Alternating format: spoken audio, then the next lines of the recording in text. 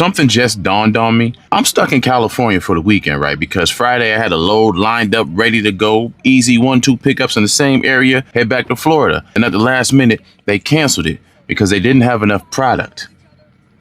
Now, what I'm picking up and what I usually pick up from California is produce, vegetables, and fruits. Some of these loads I get like 22, 24 pallets, and they may cut like 1 or 2 pallets sometimes. But this time, I was only picking up 13 pallets in total, and they cut the whole thing. What on earth could be happening that they didn't have enough product to cover 13 pallets of lemons and carrots? And then it hit me like a bag of vanilla ice. We are all gonna get a sample of what it feels like to be under pressure. There isn't enough product, not enough carrots, oranges, lemons, strawberries, grapes, none of that. There's not enough of the product because ain't nobody there to pick the product.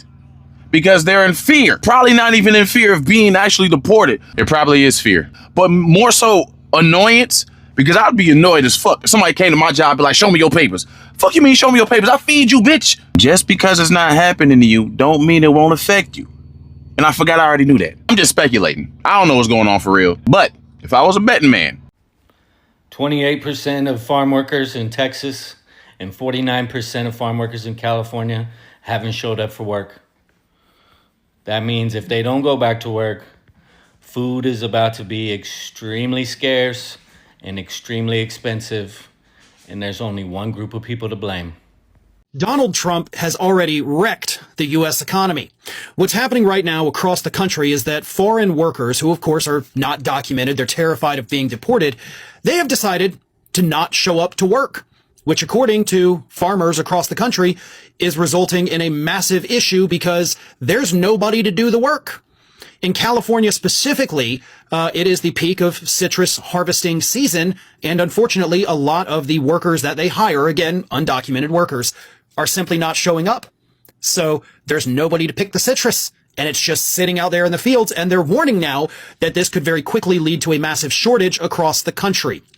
But again, it's not just citrus farmers in California. This is the entire agricultural industry here in the United States warning us that even though we're not seeing the raids yet, the threat of the raids have been enough to cause a worker shortage. And now that the agricultural industry is sounding the alarm bells, economists are also sounding the alarm bells, as they have been for months, telling us that we are headed towards a recession. Here's how one of them put it. You are talking about a recession-level event if this is the new long-term norm. That is from Cal State Bakersfield economics professor Richard Gerhardt. Now, economists had, of course, predicted all of this. You know, I've sat here and I've talked about all of this. This is what will happen. And we're seeing it happen. It is playing out exactly the way that everybody warned you it was going to play out. Okay? There's no surprises here. There's no shock. The only thing shocking about it, as these economists are trying to tell us, is how quickly it could lead us into a recession. They had already toyed with the idea that, yes, this could probably lead to a recession, and now it's more like, yeah, it's going to lead to a recession, and it's going to happen a lot quicker than we had anticipated, because that's what Trump's policies do. And we're only in the infancy of it, folks. We're a week into this thing, and we're already seeing the ripple effects throughout the United States economy. 28% of farm workers in Texas and 49% of farm workers in California haven't showed up for work. That means if they don't go back to work, food is about to be extremely scarce and extremely expensive, and there's only one group of people to blame. Hi guys, welcome back. My name is Robi Masaga.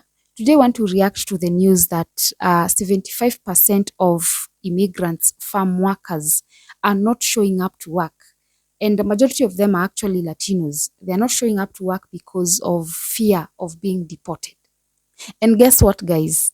Americans have already started complaining about food being expensive. But let's be real, guys, for a minute. Let's be real.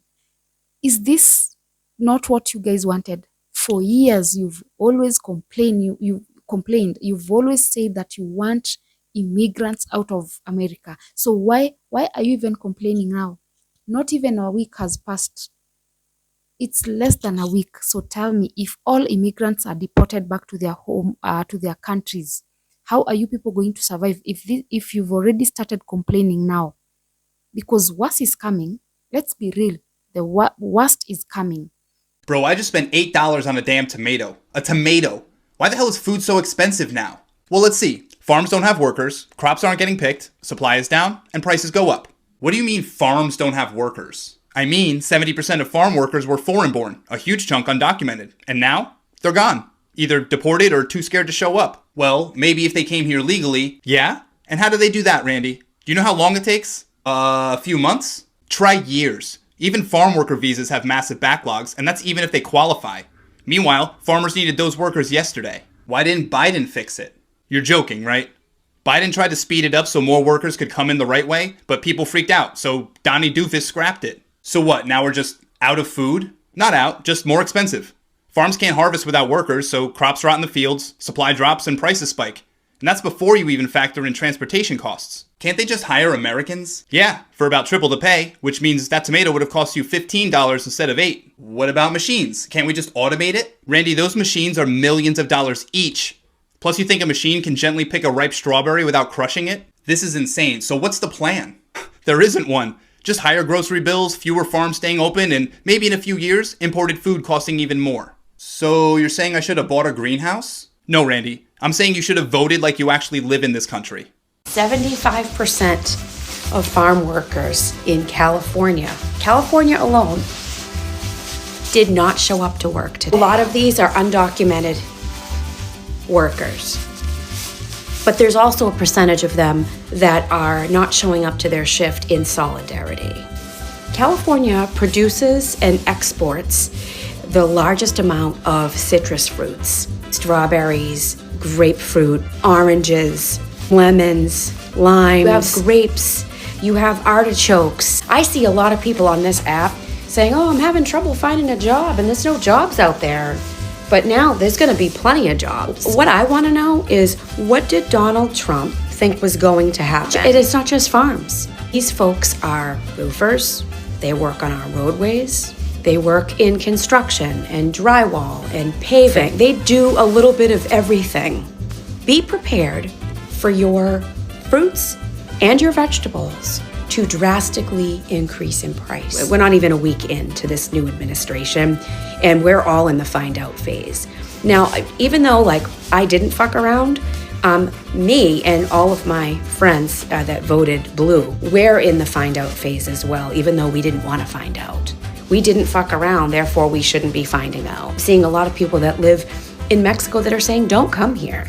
Don't drink our tequila, don't eat our tacos, don't buy our food, don't come to our beaches, our beautiful beaches and resorts. Who is going to be signing up to do these jobs? Because these jobs have to get done, right? Or you're gonna have fields and fields of fruits and vegetables that are going to die. They're gonna go bad. Then we can't bring them to the grocery stores. Who's going to do this? Who's gonna sign up to do this? Because now you wanted them all to leave, and now they're leaving. So now what?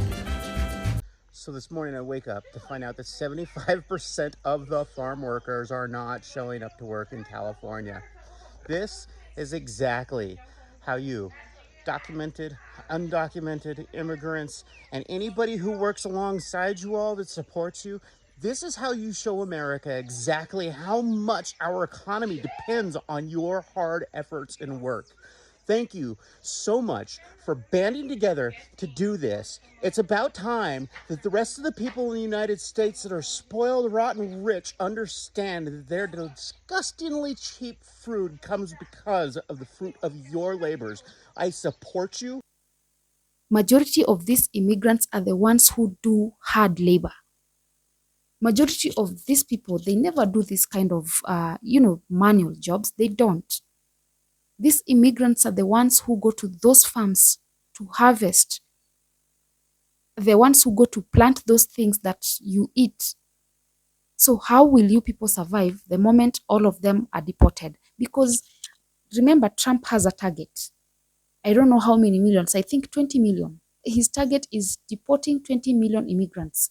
So if all of them are deported, who's going to work on those farms that you don't like? Well, some of you, you kept saying, we want our jobs back. We want these immigrants to be deported so that we can have our jobs. Now you have those jobs. Why can't you go to those farms and harvest those, whichever foods that you feel like are expensive? Go harvest them. Take them to the market. Stop complaining. A few immigrants have been deported already. Some of them are, they just don't want to go to work because they are protesting over whatever that is happening in America right now. So if those who have not been deported yet, if they are deported as well, how are you people going to survive? How will you complain? Will you now start going to the streets and demanding immigrants to come back? Is this the game that you'll keep doing? You wanted it. That is what you people wanted. You wanted immigrants to be deported. You didn't know the value of these immigrants. Something you forget is hard labor is done by the same immigrants that you've wanted out for long. They are the backbone of industries that keep your country running smoothly. That is something that you people forget. You can't have it both ways. Demanding they leave, then later cry about the consequences. You have to bear them. Some of you thought that it was a joke. You thought that Trump was bluffing. Now this is when the reality is hitting most of you. You need to now start working hard. Go to those farms. Go work hard. Go harvest those food. Go plant. Take them to the market. Now this is when you're going to understand the value of those immigrants. Some of you even mocked them. You started, telling them how you voted for Trump so that they can be deported. Now let's see who's going to do that hard labor for you guys. The moment you spend a whole day in those farms, that is when you're going to realize the value of those immigrants that you chased away. And let's be sincere, some of these people, they don't like doing this hard labor. They don't like doing these manual jobs. Some of you just like office jobs. So I don't know how you're going to cope with those farm jobs, with those construction jobs. I just don't know. But because you wanted them, please, you have them. Now go and do them. Stop complaining about things becoming expensive. Stop complaining. That is your country. Now deal with your problems silently. Stop shouting for everyone to hear. This is actually a wake-up call, and I'm just hoping that Trump keeps on with this trend until he achieves whichever number that he wanted to achieve. I'm just hoping he goes on until the day that he's satisfied. That is when you people are going to be like, we want immigrants back. You have your jobs, now go out there and work. Go and work. No, there are no immigrants to disturb you. Please go and work. Guys, let me know in the comment section what your thoughts are about this.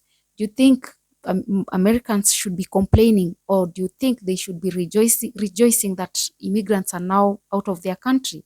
Let me know in the comment section, and remember to subscribe, like, and share as well. And until next time,